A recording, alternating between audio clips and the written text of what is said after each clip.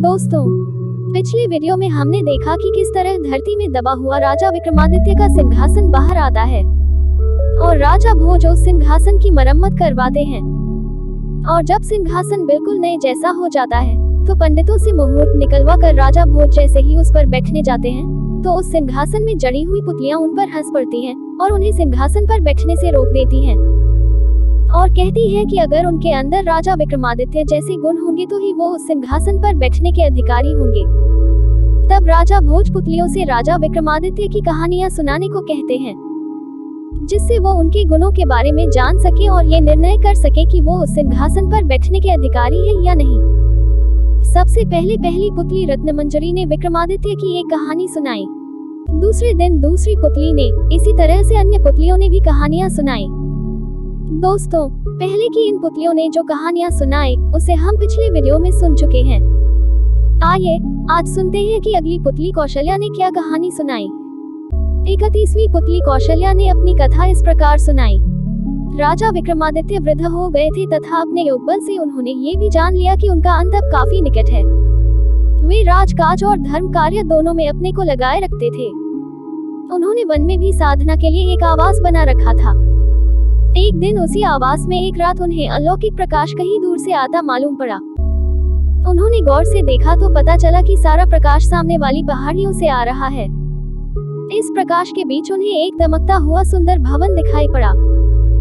उनके मन में भवन देखने की जिज्ञासा हुई और उन्होंने काली द्वारा प्रदत्त दोनों बेतालों का स्मरण किया।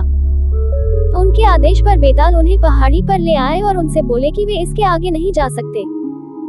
कारण पूछने पर उन्होंने बताया कि उस भवन के चारों ओर एक योगी ने तंत्र का घेरा डाल रखा है तथा उस भवन में उसका निवास है। उन घेरों के भीतर वही प्रवेश कर सकता है जिसका पुण्य उस योगी से अधिक हो। विक्रम ने सच जानकर भवन की ओर कदम बढ़ा दिया। वे देखना चाहते थे कि उनका पुण्य उस योगी से अधिक है या नहीं। चलते चलते वे भवन के प्रवेश द्वार तक आ गए। एकाएक कहीं से चलकर एक अग्निपिंड आया और उनके पास स्थिर हो गया। उसी समय भीतर से किसी का आज्ञा भरा स्वर सुनाई पड़ा। वह अग्निपिंड सरककर पीछे चला गया और प्रवेश द्वार साफ हो गया। विक्रम अंदर घुसे तो वही आवाज उनसे उनका परिचय पूछने लगी। उसने कहा कि सब कुछ साफ साफ बताया जाए, नहीं तो वह आने वाले को श्राप से भस्म कर देगा। विक्रम तब तक कक्ष में पहुंच चुके थे और उन्होंने देखा कि योगी उठ खड़ा हुआ है। उन्होंने जब उसे बताया कि वे विक्रमादित्य हैं तो योगी ने अपने को भाग्यशाली बताया। उसने कहा कि विक्रमादित्य के दर्शन होंगे, यह आशा उसे नहीं थी। योगी ने उनका खूब आदर सत्कार किया तथा विक्रम से कुछ मांगने को कहा। राजा विक्रमादित्य ने उससे तमाम सुविधाओं सहित वह भवन मांग लिया। विक्रम को वह भवन सौंपकर योगी उसी वन में कहीं चला गया। चलते चलते वह काफी दूर पहुंचा तो उसकी भेंट अपने गुरु से हुई। उनके गुरु ने उससे इस तरह भटकने का कारण जानना चाहा तो वह बोले कि भवन उन्होंने राजा विक्रमादित्य को दान कर दिया है। उनके गुरु को हंसी आ गई। उन्होंने कहा कि इस पृथ्वी के सर्वश्रेष्ठ दानवीर को वह क्या दान करेगा और उन्होंने उसे विक्रमादित्य के पास जाकर ब्राह्मण रूप में अपना भवन फिर से मांग लेने को कहा। वह वेश बदलकर उस कुटिया में विक्रम से मिले जिसमें वे साधना करते थे। योगी ने रहने की जगह की याचना की। विक्रम ने उससे अपनी इच्छित जगह मांगने को कहा तो उन्होंने वह भवन मांगा। विक्रम ने मुस्कुराकर कहा कि वह भवन ज्यों का त्यों छोड़कर वे उसी समय आ गए थे। उन्होंने बस उनकी परीक्षा लेने के लिए उनसे वह भवन लिया था। इस कथा के बाद 31वीं पुतली ने अपनी कथा खत्म नहीं की। वह बोली, राजा विक्रमादित्य भले ही देवताओं से बढ़कर गुण वाले थे और इंद्रासन के अधिकारी माने जाते थे, लेकिन वे थे तो मानव ही। मृत्यु लोक में जन्म लिया था तो एक न एक दिन उन्हें अपना शरीर त्यागना ही था। अतः एक दिन उन्होंने भी शरीर त्याग दिया। उनके मरते ही सर्वत्र हाहाकार मच गया। उनकी प्रजा शोकाकुल होकर रोने लगी। जब उनकी चिता सजी तो उनकी सभी रानियां उस चिता पर सती होने को चढ़ गईं। उनकी चिता पर देवताओं ने फूलों की वर्षा की। उनके बाद उनके सबसे बड़े पुत्र को राजा घोषित किया गया। उसका धूमधाम से तिलक हुआ, मगर वह उनके सिंहासन पर नहीं बैठ सका। उसको पता नहीं चला कि पिता के सिंहासन पर वह क्यों नहीं बैठ सका। वह उलझन में पड़ा था कि एक दिन स्वप्न में विक्रम खुद आए। उन्होंने पुत्र को उस सिंहासन पर बैठने के लिए पहले देवत्व प्राप्त करने को कहा।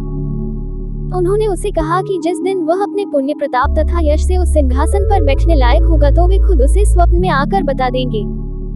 मगर विक्रम उसके सपने में नहीं आए तो उसे नहीं सूझा कि सिंहासन का क्या किया जाए। पंडितों और विद्वानों के परामर्श पर वह एक दिन पिता का स्मरण करके सोया तो विक्रम सपने में आए। सपने में उन्होंने उससे उस सिंहासन को जमीन में गड़वा देने के लिए कहा तथा उसे उज्जैन छोड़कर अम्बावती में अपनी नई राजधानी बनाने की सलाह दी।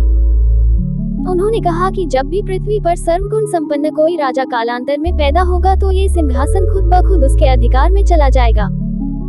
पिता के स्वप्न वाले आदेश को मानकर उसने सुबह मजदूरों को बुलवाकर एक खूब गहरा गड्ढा खुदवाया तथा उस सिंहासन को उसमें दबवा दिया। वह खुद अम्बावती को नई राजधानी बनवाकर शासन करने लगा। इतनी कहानी सुनाकर 31वीं पुतली ने कहा कि इतने महान प्रतापी तेजस्वी और पुण्यात्मा थे हमारे महाराजा विक्रमादित्य। क्या आप में है इतना ओज, इतना तेज, पुण्य प्रताप। राजा भोज एक बार फिर से आश्चर्यचकित होकर अपनी सोच के गहरे समंदर में डूब गए।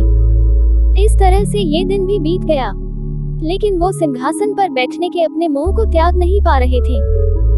अतः अगले दिन वो फिर आ गए सिंहासन पर बैठने का प्रयास करने के लिए। अतः अगले दिन 32वीं पुतली यानी कि आखिरी पुतली ने रोका राजा भोज का रास्ता और सुनाई राजा विक्रमादित्य की एक नई कहानी, जिसे हम अगले वीडियो में सुनेंगे। दोस्तों, वीडियो पसंद आई हो तो लाइक जरूर करिएगा, इसे अपने फ्रेंड्स और फैमिली में शेयर करिएगा और चैनल पर नए हैं तो इसे सब्सक्राइब करिएगा, ताकि मैं जब भी नई वीडियो अपलोड करूं तो आपको उसकी नोटिफिकेशन मिलती रहे और आप वीडियो को देख सकें। वीडियो देखने के लिए धन्यवाद। मिलते हैं अगले वीडियो में एक नई कहानी के साथ। तब तक के लिए मुझे इजाजत दीजिए। धन्यवाद।